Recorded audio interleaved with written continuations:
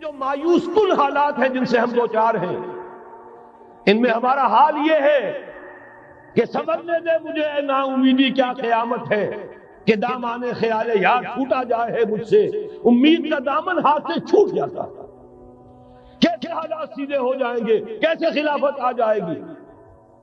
جیسے قرآن مجید میں تذکرہ ہے جب پہلی مرتبہ یروشلم کو برباد کیا ہے نبوکدنضر نے، حضرت عزیر جب آئے ہیں وہاں دیکھا شہر کو کوئی متنفس نہیں، کوئی دو اینچ سلامت نہیں، ان کی زبان سے الفاظ نکل گئے انا یحیی ھذہ اللہ بعد موتھا، یہ بستی جو ایسے ویران ہو گئی اللہ اسے کیسے دوبارہ زندہ کرے گا۔ سورہ بقرہ میں واقعہ مذکور ہے، میں صرف حوالہ دے رہا ہوں۔ آج وہی حال ہمیں نظر آ رہا ہے، دنیا میں خلافت کیسے آ جائے گی؟ یہاں تو ڈنکا بج رہا ہے امریکہ کا، یہاں تو طاقت وہ ہے، اسرائیل کا خنجر جو ہے عالم عرب میں بھپا ہوا ہے، اور غیر عرب مسلم ورلڈ میں بھارت کا خنجر، اور دونوں خنجر کا نشان ہے۔ کبھی نقشہ دیکھا ہو، اسرائیل تو واقعتاً خنجر کے مانند تھا، جب تک یہ ویسٹ بینک شامل نہیں ہوا تھا اس کی شکل بالکل خنجر کی، اوپر دستہ اور نیچے وہ پھل، عالم عرب کے سینے میں پیوست۔ یہی بھارت کا حال ہے۔ آپ نقشہ دیکھیے، کشمیر خنجر کے دستے کے مانند ہے اور نیچے وہ تکون جا رہی ہے، اور اسی نے جدا کیا ہے عالم اسلام کا ایک حصہ جو مغربی پاکستان کے ساتھ ہو گیا، اور وہ جو بنگال مشرقی پاکستان سے ہوتے ہوئے انڈونیشیا ملائیشیا علیحدہ ہو گئے۔ اس پورے کو ذہن میں رکھیے تو یہاں بھی وہ خنجر اسی طرح پیوست۔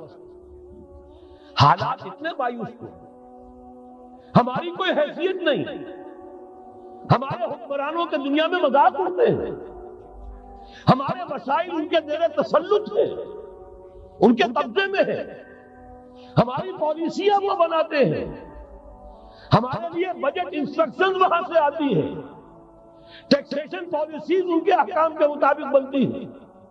پھر کہاں سے ہو جائے گا انا یحیی ھذہ اللہ بعد موتھا، کیسے زندہ کرے گا؟ میں اس کے لیے آپ کو یہ حدیث سے سنانا چاہتا ہوں تاکہ وہ یقین پیدا ہو۔ ایمان بالغیب جو پہلی شرط ہے قرآن مجید کی ہدایت سے استفادے کی، الف لام میم ذالک الکتاب لا ریب فیہ ھدی للمتقین الذین یؤمنون بالغیب۔ نبی نے خبر دی صلی اللہ علیہ وسلم، اور آپ نے اپنی تاریخ، اپنی امت کی کل تاریخ کے 5 ادوار گنا دیے۔ حضرت نعمان بن بشیر کی حدیث مسند احمد بن حنبل، تکون النبوۃ فیکم ما شاء اللہ ان تکون، مسلمانوں تمہارے مابین نبوت قائم رہے گی، موجود رہے گی، یعنی میں بنفس نفیس تمہارے مابین رہوں گا جب تک اللہ چاہے گا۔ ثم یرفع اللہ اذا شاء یرفعها، پھر جب اللہ چاہے گا نبوت کو اٹھا لے گا، یعنی میرا انتقال ہو جائے گا۔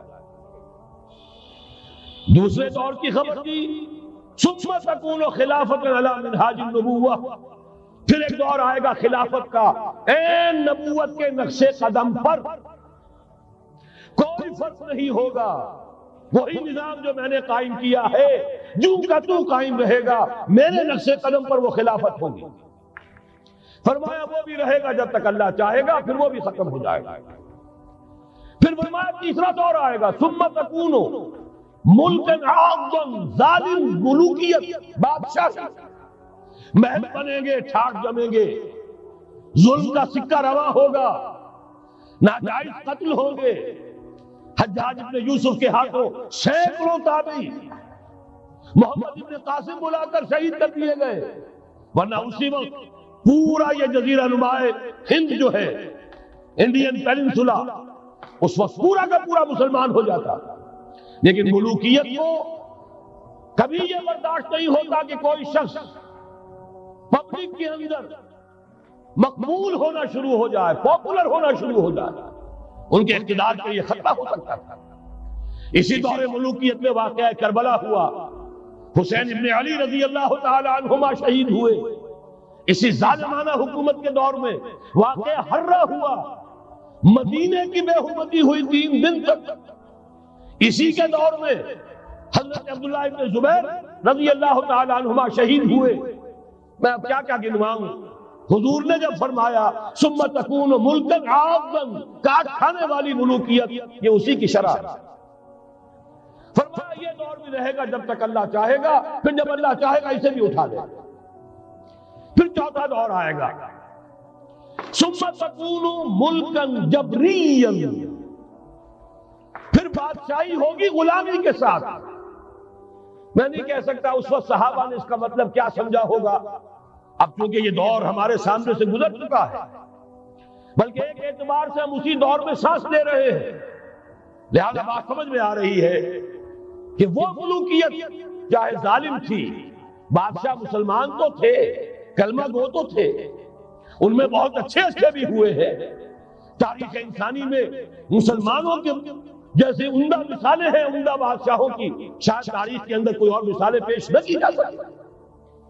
لیکن یہ کہ اس کے بعد جو دور آیا، کہیں ہم تاج برطانیہ کے غلام بن گئے، ملکہ برطانیہ، شاہ برطانیہ، ہز میجسٹیز گورنمنٹ، ہر میجسٹیز گورنمنٹ، کہیں فرانس کے، کہیں اٹلی کے، کہیں ہالینڈ کے، کہیں اور کسی کے، فرانس کے، اس طرح سے پورا عالم اسلام جو ہے کولونیل دور کے اندر غلامی کے دور میں چلا گیا۔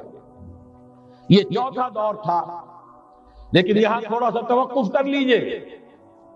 یہ چوتھا دور ایک درجے میں ختم ہو گیا ہے، کہتے ہیں دنیا والے کولونیل دور ختم ہو گیا، حقیقت میں ختم نہیں ہوا، براہ راست حکمرانی ختم ہوئی ہے، انڈائریکٹ رول جاری ہے، ریموٹ کنٹرول کے ذریعے سے وہی حکومت کر رہے ہیں، بٹن وہیں سے دبتے ہیں، ہم جا کر جھولیاں انہی کے سامنے پسارتے ہیں، انہی سے کبھی سرمایہ کاری کی بھیک مانگتے ہیں، کبھی قرضوں کی بھیک مانگتے ہیں، ان کے چشم و ابرو کے اشاروں کے منتظر رہتے ہیں، ہماری جنگ اور صلح ان کے تابع ہے، ہمارے تمام وسائل ان کے تسلط میں ہیں۔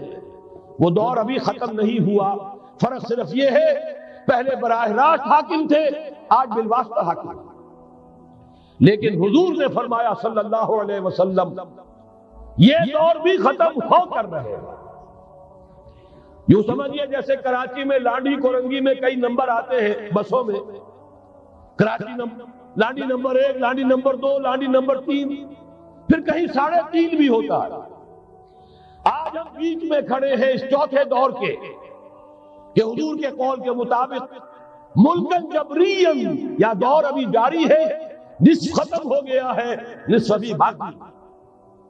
لیکن ایک بات تو بڑی تلخ ہے، ابھی بقیہ نصف میں بڑی قیامتیں گزرنے والی ہیں۔